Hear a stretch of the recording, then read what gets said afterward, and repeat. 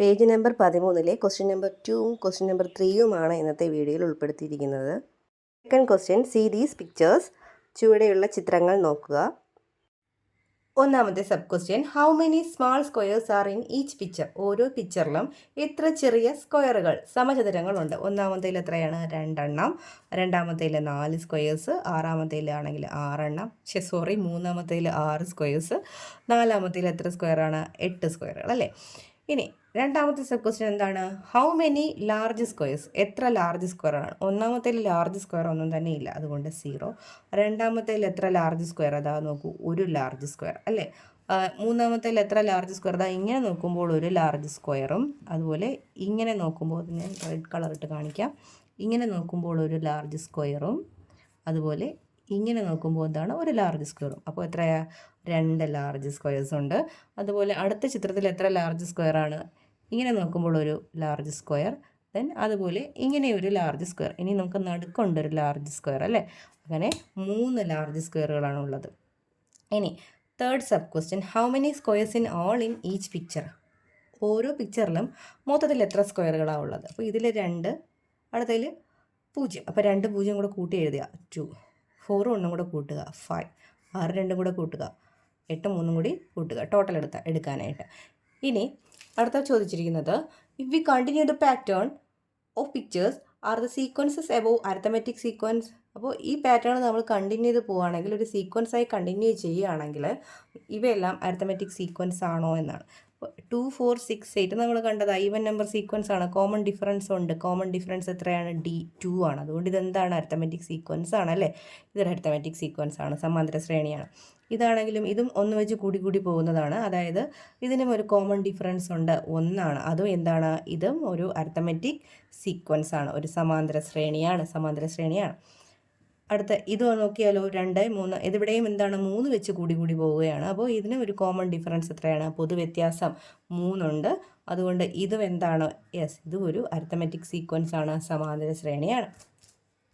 In the picture below, the perpendiculars drawn from the bottom line are equally spaced. Show that the sequence of heights of the perpendiculars on continuing these form an arithmetic sequence.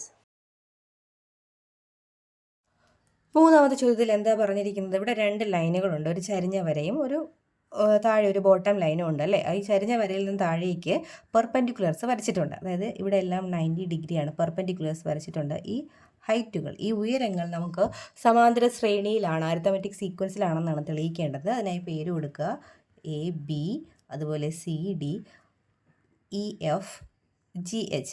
ഇതിൽ വേറൊരു കാര്യം കൂടെ പറഞ്ഞിട്ടുണ്ടായിരുന്നു. ഇവിടുത്തെ ഈ distance എന്ന് പറയുന്നത്, ഈ പെർപെൻഡിക്കുലർ വരച്ചിരിക്കുന്ന ഡിസ്റ്റൻസുകൾ എന്ന് വെച്ചാൽ ഈക്വലി സ്പേസ്ഡ് ആണ്, ഒരേ അകലത്തിലാണ്. അതായത് ഇതിപ്പോൾ ഞാൻ X ആയിട്ട് എടുക്കുകയാണ്, ഇതെല്ലാം എന്ത് തന്നെയായിരിക്കും?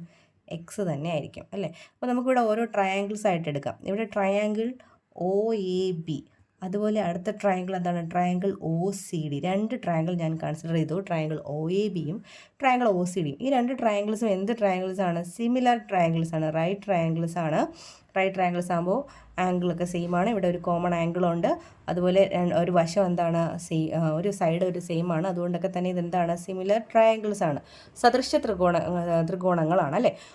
തുല്യ ത്രികോണങ്ങളെന്ന് പറയാം. അപ്പോൾ ഇവയുടെ സൈഡ്സ് എന്തായിരിക്കും?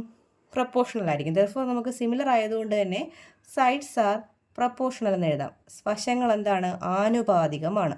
വശങ്ങൾ ആനുപാതികമാണ് അല്ലേ. അപ്പോൾ ആനുപാതികമാകുമ്പോൾ നമുക്ക് എങ്ങനെ എഴുതാം? ആ പ്രപ്പോർഷൻ എങ്ങനെ എഴുതാം? OA/OC ഈക്വൽസ് AB/CD എന്ന് എഴുതിക്കൂടെ?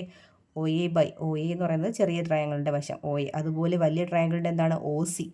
അതുപോലെ ഇതിലെ പെർപെൻഡിക്കുലർ എന്താണ്? AB.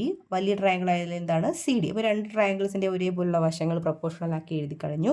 നമുക്ക് OA എന്തുണ്ട്? OA എന്താണ്? ഇവിടെ X ആണ്. OAയ്ക്ക് പകരം X എന്ന് കൊടുക്കാം. OC എന്താണ്? X + X ആണ്, അതായത് 2X ആണ്. അപ്പോൾ AB/CD നമുക്ക് X/2X എന്ന് കിട്ടി. X ക്യാൻസൽ ആയി പോയി കഴിഞ്ഞാൽ നമുക്ക് AB/CD ഈക്വൽസ് 1/2 എന്ന് എഴുതാം അല്ലേ. 1/2. അതായത് എങ്ങനെ എഴുതാം? CD എന്ന് പറയുന്നത് ഇങ്ങനെ ക്രോസ് ചെയ്ത് കഴിഞ്ഞാൽ നമുക്ക് CD ഈക്വൽസ് 2 × AB എന്ന് എഴുതാം. ഇതിങ്ങോട്ട് ക്രോസ് ചെയ്താൽ എന്താണ്? CD ഈക്വൽസ് 2AB എന്ന് കിട്ടും.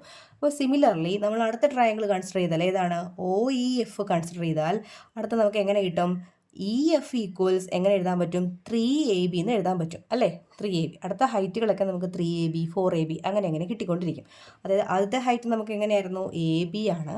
അടുത്തത് CD എന്ന് പറയുന്ന ഹൈറ്റ് എന്താണ് 2AB എന്ന് കിട്ടും. അടുത്ത EF നമുക്ക് എങ്ങനെ കിട്ടും 3AB എന്ന് കിട്ടും. അങ്ങനെ പോകും. ഇവിടെ നോക്കുമ്പോൾ AB വെച്ച് കൂടി പോവുകയല്ലേ. ഇവിടുത്തെ കോമൺ ഡിഫറൻസ് അഥവാ പൊതുവ്യത്യാസം എത്രയാണ് AB. അതുകൊണ്ട് ഇതിൻ്റെ ഹൈറ്റുകൾ എന്താണെന്ന് നമുക്ക് പറയാം സമാന്തര ശ്രേണിയിലാണ്, അരിത്തമാറ്റിക് സീക്വൻസിലാണെന്ന് പറയാം.